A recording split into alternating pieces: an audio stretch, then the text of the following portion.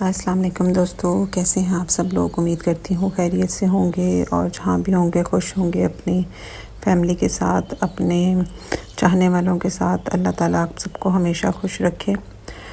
تو آج کی جو بات ہے وہ شاید آپ سب کے دل کے بہت قریب ہو، کیونکہ دنیا میں کوئی بھی انسان ایسا نہیں ہے جس کے دل میں کوئی خواہش نہ ہو، کوئی خواب نہ ہو، کوئی کمی نہ ہو اور کوئی حاجت نہ ہو۔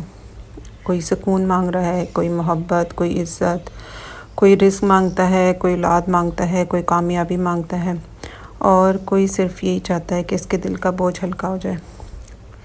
لیکن ایک بات یاد رکھیں کہ ہر خواہش کے پیچھے نہ صرف دنیا نہیں ہوتی، کبھی کبھی وہ انسان کی ٹوٹی ہوئی امید بھی ہوتی ہے، کبھی اس کے دل کی خاموش چیخ ہوتی ہے اور کبھی اس کی برسوں کی دعا ہوتی ہے۔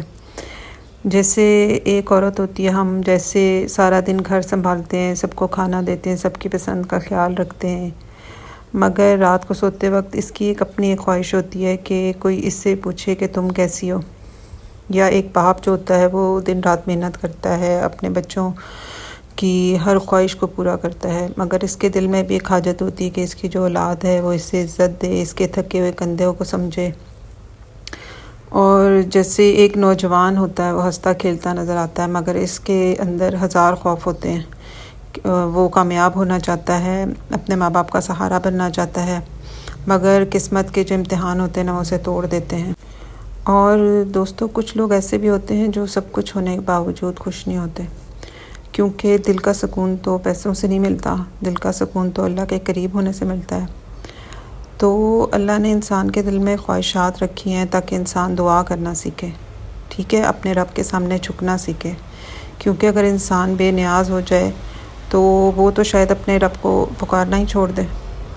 تو آپ نے کبھی غور کیا ہے کہ کبھی جب انسان بہت زیادہ ٹوٹ جاتا ہے اور وہ اس وقت سب سے زیادہ کس کے قریب ہوتا ہے؟ اپنے اللہ کے قریب ہوتا ہے۔ اور جب دل سے دعا نکلتی ہے نا تو آسمان بھی خاموش نہیں رہتا۔ اور بعض اوقات جو ہماری خواہشات ہوتی ہیں نا وہ پوری نہیں ہوتی ہیں اور ہم سوچتے ہیں کہ شاید اللہ نے ہماری نہیں سنی، لیکن حقیقت نہیں ہوتی ہے۔ اللہ ہر ایک کی دعا سنتا ہے، بس وہ بہتر وقت کا انتظار کرتا ہے کہ وہ کبھی وہ چیز دے بھی دیتا ہے انسان کو اور کبھی اس سے بہتر بھی دے دیتا ہے اور کبھی وہ چیز نہیں بھی دیتا، کیونکہ وہ جانتا ہے کہ ہمارے حق میں کیا بہتر ہے۔ ہمیں اس کے ساتھ ضد نہیں کرنی چاہیے کہ اللہ میاں دے، ہمیں دے، ضرور دے دے، کیونکہ کئی دفعہ ایسی چیزیں بھی ہوتی ہیں جو اللہ سے ہم ضد کر کے مانگ تو لیتے ہیں لیکن وہ پھر آگے جا کے ہمارے لیے نقصان دہ ہوتی ہیں۔ تو اس لیے ہمیں اپنی خواہشات پہ شرمندہ نہیں ہونا چاہیے، اپنی حاجتوں کو چھپانا نہیں چاہیے، ہمیں اپنے رب سے مانگتے رہنا چاہیے، کیونکہ وہی ہے جو دلوں کے جو حال ہے نا وہ بہتر جانتا ہے، وہ دلوں کے راز بہتر جانتا ہے۔ اور اگر آج آپ کی آنکھوں میں آنسو ہیں نا تو کل یہی آنسو آپ کی طاقت بن سکتے ہیں۔ اگر آج آپ کے راستے بند ہیں تو اللہ میاں کل ایک نیا راستہ پیدا کر سکتا ہے۔ بس آپ کو امید نہیں چھوڑنی، کرتے رہنا ہے، محنت کرتے رہنا ہے، اور یقین رکھیں اللہ کبھی اپنے بندوں کو اکیلا نہیں چھوڑتا۔ تو آج جو میں نے آپ سے شیئر کرنی ہے وہ نماز حاجت ہے، کہ آپ کو اگر کوئی بھی حاجت ہو تو آپ نے اس کے لیے کیا پڑھنا ہے۔ قبولیت اور حاجتوں کو پورا کرنے کے لیے نا نماز حاجت موجود ہے۔ میں بھی اپنی جب بھی کوئی مشکل آتی ہے یا مجھے کوئی بھی حاجت ہوتی ہے تو پہلے میں اللہ میاں سے یہ 2 رکعت نفل پڑھ کے تو وہ حاجت اپنی مانگتی ہوں۔ اگر میرے حق میں بہتر ہوتی ہے تو اللہ مجھے عطا کر دیتا ہے، نہیں ہوتی تو نہیں اللہ میاں دیتا۔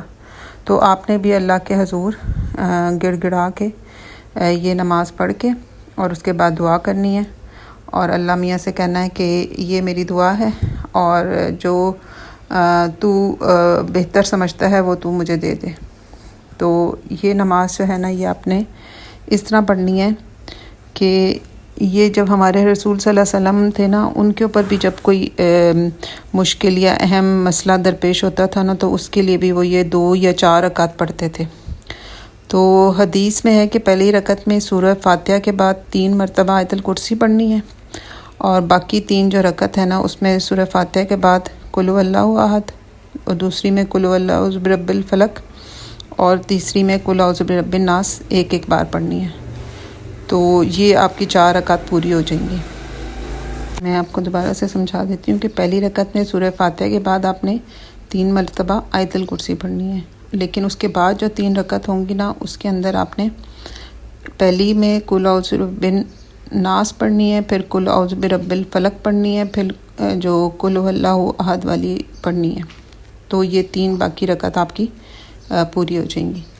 اور دوسرے انہوں نے ایک جو درود ہے وہ بتایا ہے ہمارے پیارے نبی صلی اللہ علیہ وسلم نے، وہ آپ نے جب یہ نماز پڑھ لیں گے اور اللہ کی حمد و ثنا کر لیں گے تو اس کے بعد آپ نے یہ والا درود پڑھنا ہے۔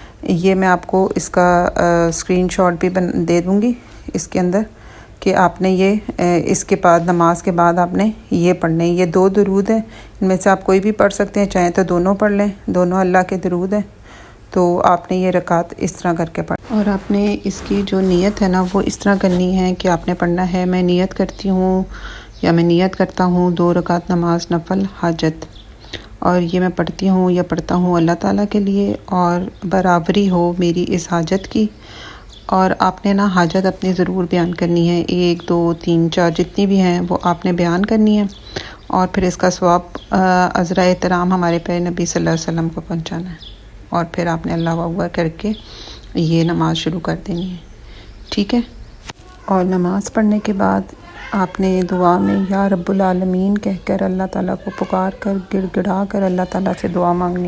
اور سب سے اہم بات یہ ہے کہ آپ جو 5 وقت کی نماز ہے نا وہ آپ نے باقاعدگی سے پڑھنی ہے۔ کچھ بھی کرنے کے لیے نا آپ کی 5 وقت کی جو نماز ہے نا وہ نہایت ہی ضروری ہے۔ وہ آپ پہلے پڑھیں گے، پھر اس کے بعد آپ اس طرح کی کوئی بھی چیز کر سکتے ہیں، کیونکہ جو وہ 5 وقت کی نماز ہوتی ہے نا اصل میں وہ ہمارے سارے مسائل کا حل اس میں بھی ہوتا ہے، لیکن کچھ ایمرجنسی آ جاتی ہے جو ہم اللہ سے مشورہ لیتے ہیں، تو اس کے لیے آپ یہ حاجات کی نماز ادا کر سکتے ہیں۔ تو 5 وقت کی نماز آپ نے باقاعدگی سے پڑھنی ہے۔ جتنے میرے سننے والے ہیں مجھے امید ہے بلکہ یقین ہے سب نماز باقاعدگی سے پڑھتے ہوں گے۔ تو یہ جو ہے نا یہ 5 وقت کی نماز آپ نے ضرور پڑھنی ہے، اور پھر اس کے بعد آپ یہ نمازیں پڑھ سکتے ہیں، اور قبولیت بھی اسی میں ہی ہوتی ہے جب آپ سب نمازیں ادا کرتے ہیں۔ تو بس آپ مجھے دعاؤں میں یاد رکھیے گا، اور یہ آپ ضرور پڑھیں اور مجھے بتائیں کہ آپ لوگوں کو اس سے کیا فوائد ہوئے ہیں، کیونکہ میں نے تو جب بھی یہ پڑھی ہیں اور جو اللہ میاں سے مانگا ہے اللہ میاں نے مجھے عطا کیا ہے جو میرے حق میں بہتر ہے۔ تو انشاءاللہ نئے کسی بلاگ میں آپ کے ساتھ پھر حاضر ہوں گی۔ اپنا بہت زیادہ خیال رکھیے گا، مجھے دعاؤں میں یاد رکھیے گا، اور یہ ضرور شیئر کیجیے گا کہ آپ سب کو اس کے پڑھنے کے بعد کیا کیا معجزات ہوئے۔ تب تک کے لیے اللہ حافظ۔